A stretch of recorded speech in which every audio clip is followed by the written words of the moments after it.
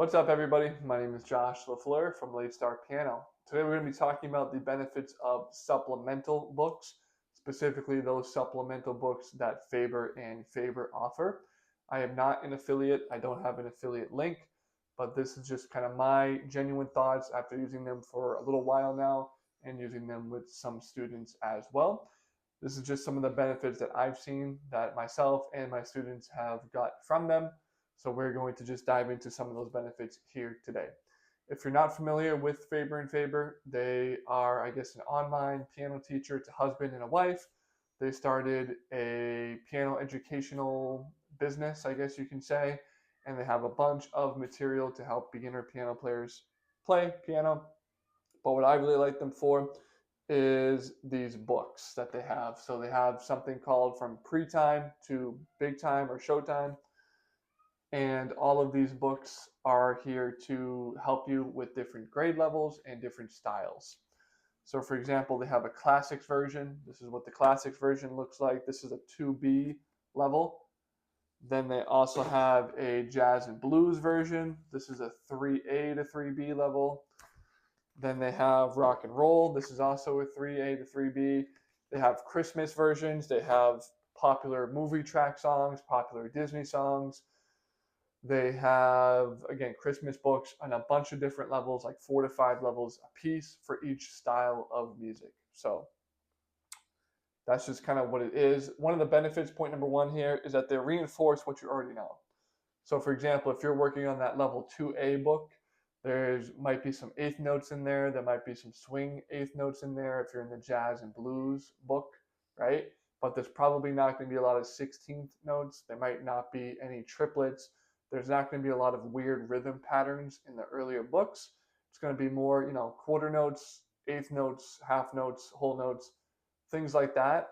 And it's not going to be super complex, right? In the earlier levels, they are designed for people, for adults and kids who are new to the piano. They don't have a lot of experience, and they still want to play the piano. The really good thing about it as well is that you can reinforce what you already know. So a lot of times what students will try to do is they go through like a method book, like the Alfred's all-in-one method book. They learn a new concept, say they learn what a triplet is, and they play one or two songs with triplets in it, and then they go on to the next thing. Maybe it's 16th notes, right? They go on to the next new thing that they learned. Even the past thing they learned, like how to play triplets, they don't really understand it yet. So what happens is they learn, quote unquote, a bunch of new concepts, a bunch of new things with new definitions, and they feel like they know it now because they know the definition, but it's not really ingrained in you, right? You don't know how to play it. You don't fully understand it. You can't play it up to speed quite yet, and you're already moving on to learning other things. So this can be problematic because if you keep adding on new and new things and you don't understand the old things, and music, like a lot of other things, everything builds off the prior lesson, right? So if you don't understand lesson number one, when you get to lesson number 10, it's going to be very overwhelming and confusing for you. That's the first good thing about these supplemental books, specifically the Faber and Faber ones, is it's an entire book. So you have 20 songs. They're all songs. There's not any theory involved, right? Like the Alfred's book, there's a lot of theory, which is good, but the goal here is to reinforce. That's what the supplemental books want to do. They want to reinforce what you already know. So you can get the theory from an Alfred's book or another Faber and Faber book or whatever, and then you can use these supplemental books to reinforce what you already know and actually put what you know to practice. Actually practice physically what it is that you're learning. So for example, in the earlier books, I think it's the 2B books, they specifically work on the 1-4-5 chords, right? So basically in the left hand, you're just playing block chords in root position. You'll play the 1, and then you'll switch to the 4, and then the 5, right? So in C major, that, for example, that would be C major in the left hand, C, E, G. Then you play a 4 chord, which would be, in this case, C, F, A, right? And then you can also play the G7, which would be G, B, or G, F, and B, right? So those would just be some of the examples of the chords that they would use. They would run you through the 1 chord, the 4 chord, and the 5 chord. And those are the primary chords, right? Those are the primary chords for each key, for each scale. So if you're running through those with the left hand, you're starting to get the actual physical movements down and you are feeling more comfortable changing between chords. Then your right hand just focuses on the melody. And they go through the key of C, key of G, and the key of F in the early books, right? So those 3 easier keys, you can practice the 1, 4, 5. Then the next level books, maybe you're playing broken chords, or maybe you have a little bit more rhythmic challenges like we talked about earlier.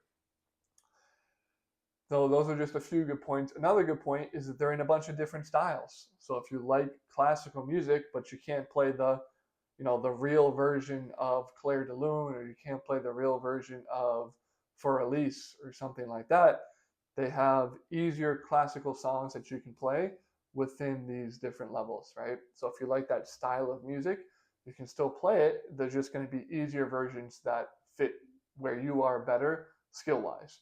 Or if you like rock and roll music, they have a lot of rock and roll songs, or jazz and blues like we talked about earlier.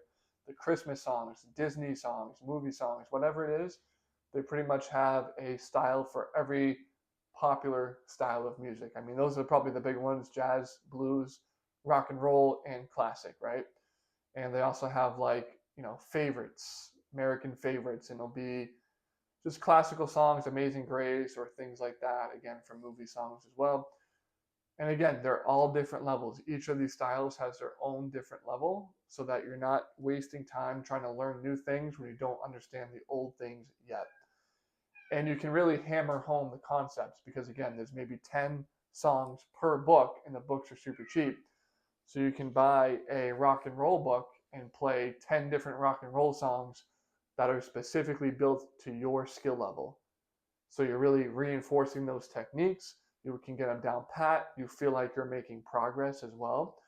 Because that's the other thing. If you're trying to play things that are too difficult for you in the moment, then you're not going to be making a lot of progress. You might feel really frustrated. You might feel like you're not really getting anywhere because what you're playing is too difficult.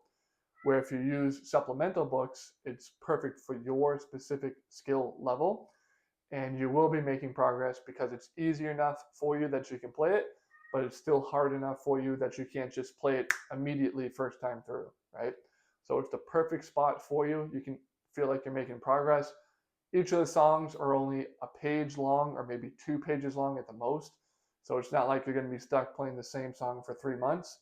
You're going to be able to get through these songs pretty quickly, I would say, within a week, maybe 2 weeks. If you use a metronome, you'll be able to play it faster, up to speed. But you will be making a lot of progress, and you'll be able to feel the progress you made. And you'll also have songs under your belt. So you might have 3 songs from the jazz and blues book that you can play. Then you might have 2 songs from the rock and roll book, and you might have 1 song from the classical book that you can play pretty much on demand. So now you're building up a repertoire, you're building songs, you have songs that you've learned under your belt. You've gone through the process multiple times, again, reinforcing the process of learning a song, a new piece of music from start to finish. These are all very beneficial things, very helpful things for you. And those are all the reasons why I used to use, or still do, for some of the other levels, the favorite books, and why for now I give it to my students as well, so that they can get through those easier books and work their way up. Same thing that I did, right?